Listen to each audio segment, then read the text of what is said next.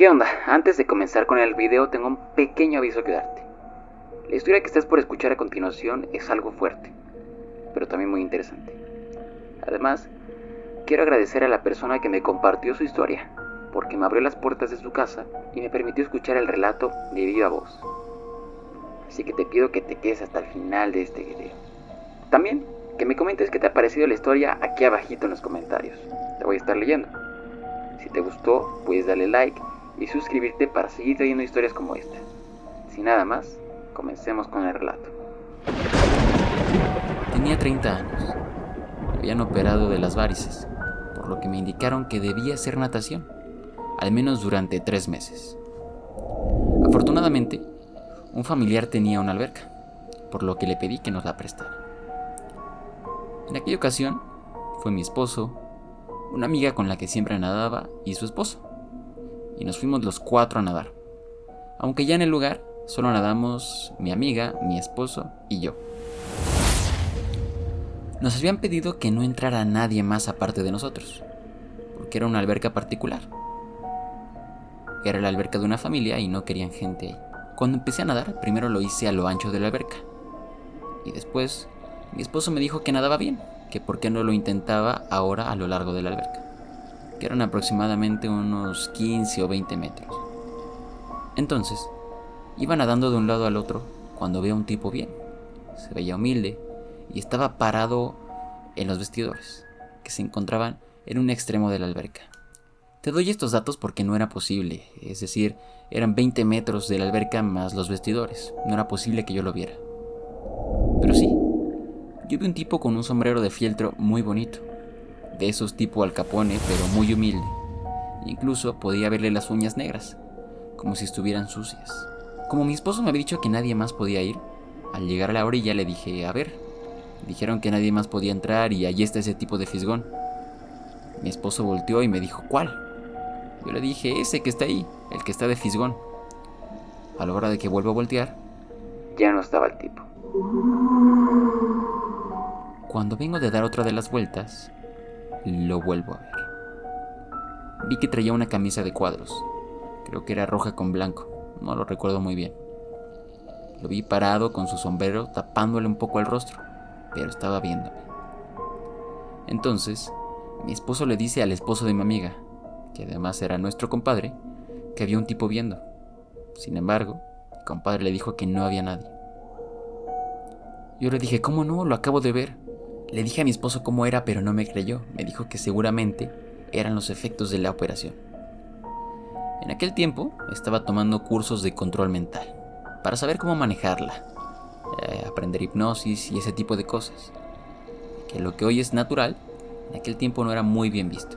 Por lo que mi esposo me dijo, seguramente te están haciendo daño las clases que estás tomando. Yo me enojé y le dije, oye, no, ¿qué te pasa? No estoy loca, lo acabo de ver. Seguramente se metió al vestidor. Al día siguiente regresamos a la alberca Y ahí estaba otra vez. y dije a mi comadre, ¿sí lo viste? Pero ella me respondió que no. Entonces, ahí sí ya me preocupé. Dije, ¿qué me pasa? ¿Qué estoy viendo que no existe? Mi esposo se paró, fue al vestidor y muy enojado dijo que no había nada. Mi amiga y yo nos dirigimos a los vestidores y cuando llegamos a la puerta, que era de lámina, vimos que no cerraba bien, que estaba como descuadrada. Entonces nos comenzamos a vestir y cuando terminamos, mi esposo se quedó en la puerta mirándome como si pensara que estaba mal y debería ir al psicólogo, o al psiquiatra o al manicomio. De pronto dijo, ¡en la madre! Se recargaron en la puerta y me apachurraron el brazo. ¿Cómo era posible cuando ninguno de nosotros estaba cerca de él? Todos nos encontrábamos en diferentes puntos de los vestidores. Ya no me dijo nada más, solo vámonos. Cuando le pregunté qué había pasado, no me dio más explicación. Solo me dijo que ya no iba a regresar a ese lugar y que tendría que buscar otro lugar para nadar. Así que volví a la alberca donde entrenaba con anterioridad. Nosotros teníamos un par de amigos, uno que era dermatólogo y otro que era piramidólogo. Mi esposo sugirió que platicáramos de lo que había pasado con ellos, pero al final no acudimos con ninguno de los dos. Entonces, de rato fui a la Comercial Mexicana con mis hijos. Entramos y comenzamos a recorrer los pasillos. En uno de esos me agaché para ver algo. La estantería que estaba delante de mí era de lámina. Estaba cerrada y no se podía ver al pasillo contiguo. Pero lo vi pasar. Inmediatamente dije, no puede ser posible, no lo pude haber visto. Me di la vuelta, caminé y lo vi que venía hacia mí. Me salí, agarré a mis hijos y les dije, vámonos de aquí.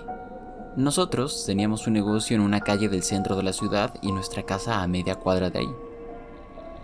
Enojada porque le comenté a mi esposo lo que había pasado y no me creyó, me fui a la casa. Cuando voy llegando, esa cosa me agarró con fuerza, tanto que me araña el rostro y me deja una marca sobre la mejilla. Entonces me regresé a donde estaba mi esposo y le enseñé lo que me había pasado. Fue hasta que vio las marcas que finalmente me creyó. Fuimos a ver a nuestro amigo dermatólogo y cuando me revisó, vi que tenía una cara de preocupación. Entonces, me pone la lupa sobre el rostro para ver más de cerca el rasguño. Después de unos momentos de examinarme, dijo que parecía que me había rasguñado un animal. Así que después de unos días decidimos reunirnos con un amigo que era vendedor de seguros. No tenía nada que ver, pero le gustaban ese tipo de cosas. También con nuestro amigo que era piramidólogo, o sea que sabía todo sobre las pirámides. Y un amigo más. En ese momento ya había muchas personas interesadas e involucradas en el caso. La inmensa mayoría no tenía nada que ver, pero eran apasionadas del tema. Algo raro era que solamente yo podía ver a esa entidad. En una ocasión, mi esposo hizo una reunión en la casa con un grupo de amigos, alrededor de unos 25 tal vez.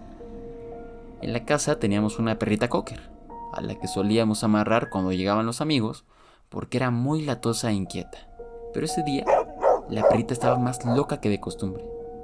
Trataba de zafarse a acomodar el lugar y se le erizaban todos los pelos del cuerpo. Yo me encontraba en la cocina con una de mis amigas, cuando apareció esta entidad y me dio una sacudida horrible. Dicen que la perra aulló en ese momento.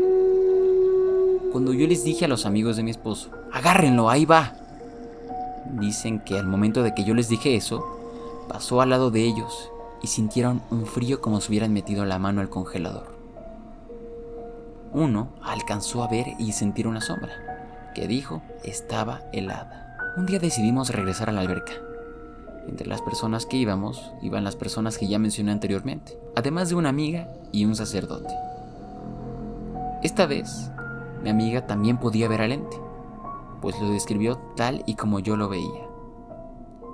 Esto comenzó a cobrar mayor relevancia, por lo que me llevaron con unas monjas que me dieron agua bendita para que me la untaran en el cuerpo. Pero de la desesperación, yo quería tomarme la botella de agua bendita completa. Un día, llegaron mis suegros de visita a la casa, y en la plática les conté lo que estaba pasando y que mis hijos estaban muy asustados. Más tarde, ese mismo día, mi suegro comentó que quería ver las fotos de mis hijos cuando eran más pequeños. Yo accedí y me dirigí a la recámara por los álbumes de fotos. Y aunque yo me había bañado en la mañana, cuando entré en mi habitación, entré directo al baño. Me olvidé que estaban mis suegros ahí y me metí a bañar otra vez. Cuando salí de bañar, lo vi sentado en mi cama. Entonces, le grité a mi esposo con todas mis fuerzas, y el que entró corriendo directo a mi habitación a ayudarme fue mi suegro. Él alcanzó a ver una sombra que se abalanzó sobre mí. Mi suegra, en ese momento, comenzó a orar. Abrimos puertas y ventanas y después de un rato la entidad me dejó en paz. Así que tuvimos que acudir con un sacerdote que hacía exorcismos. También acudimos con un parapsicólogo que nos dijo que teníamos que ser 13 personas. Sí, número cabalístico. Y sí, número que dicen que de alguna manera te protege. Volvimos a ir a donde todo comenzó. Sí, regresamos a la alberca.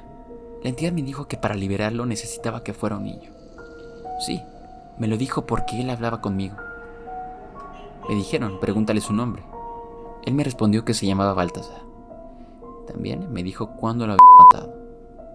Tiempo después fueron al panteón y efectivamente encontraron la lápida con nombre, apellidos y fecha exacta de su fallecimiento. En ese momento me dicen, pregúntale por qué está aquí. Yo le pregunté que qué hacía ahí y su respuesta me dejó helada. Me dijo, a mí me mataron porque me robé un sombrero, pero en el árbol que está dorado, ahí tengo un dinero enterrado. Yo le pregunté que por qué tenía ese dinero ahí y que si también se lo había robado, contestándome que el dinero era de él y que ahí había decidido guardarlo.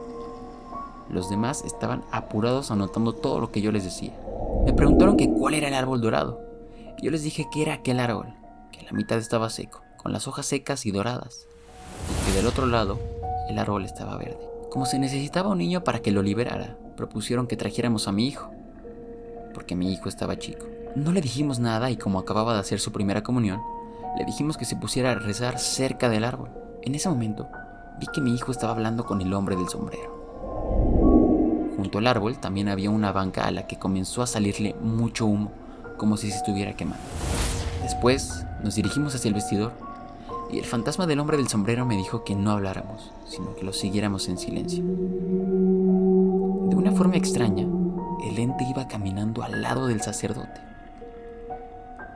Ya cuando estuvimos todos dentro del vestidor, la puerta se cerró y no quería abrir. Era inexplicable por qué esa puerta no cerraba. Porque ya lo dije, estaba descuadrada. Una de las personas que iba con nosotros tuvo que salirse por una de las ventanas para poder abrirnos.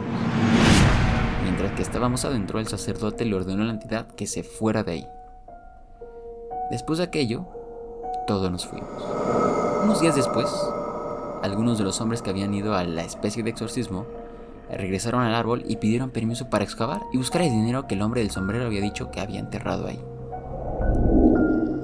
Encontraron una cubeta pequeña de barro, llena hasta la mitad con monedas de plata. Posteriormente, las ofrecieron a la iglesia. Después de eso, no hubo nada más. Hasta que un día, una señora llegó a mi negocio y me dijo: ¿a ti te operaron? Yo le dije sí. Y ella me respondió: te tienen en el tepetate, en un lugar, en una foto. Tienes que quemar algo que te dieron. Yo le dije: ¿cómo qué?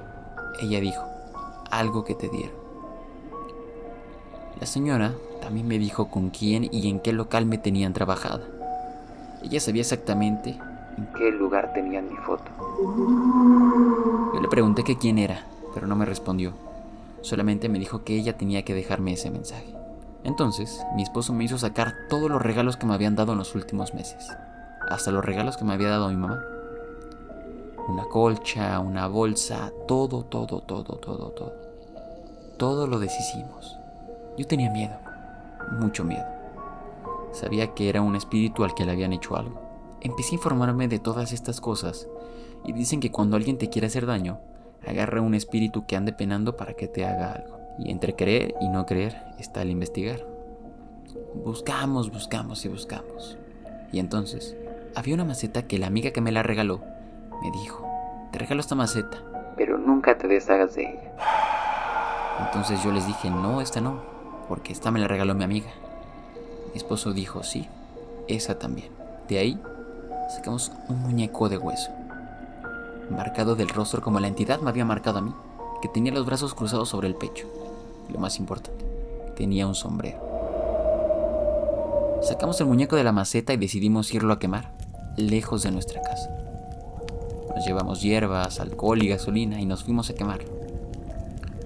Pues nada de lo que llevamos funcionó. Era imposible que esa cosa se quemara. Le pusimos periódico, hojas, todo. Y se quemó el periódico, se quemaron las hojas, se quemó todo. Y el monito seguía ahí. Entonces, lo trozamos, lo rompimos y lo machacamos. Y ahora sí, lo volvimos a poner al fuego.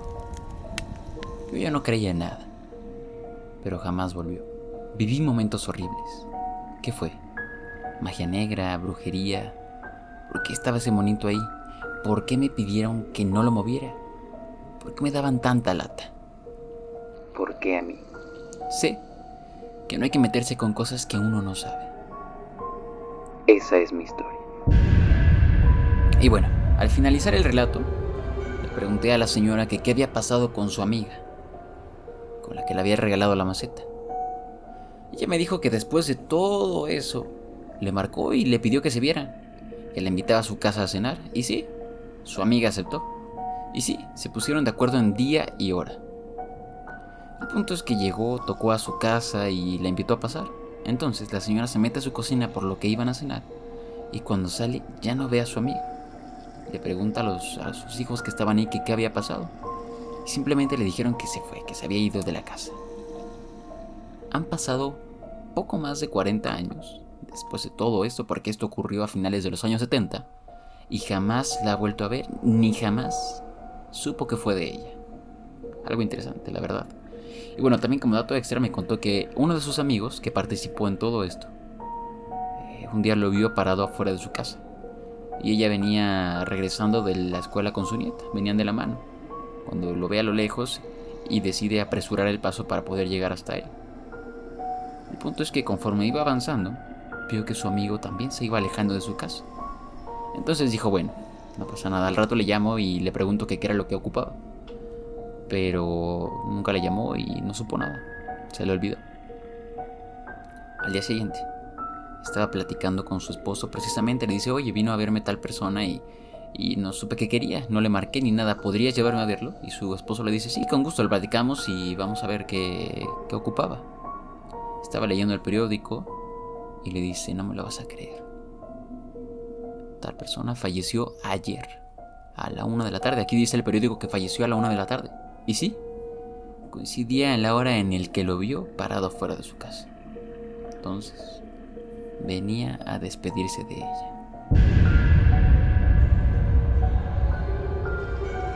Abre bien tus ojos, no mires hacia atrás y pon alerta a tus oídos.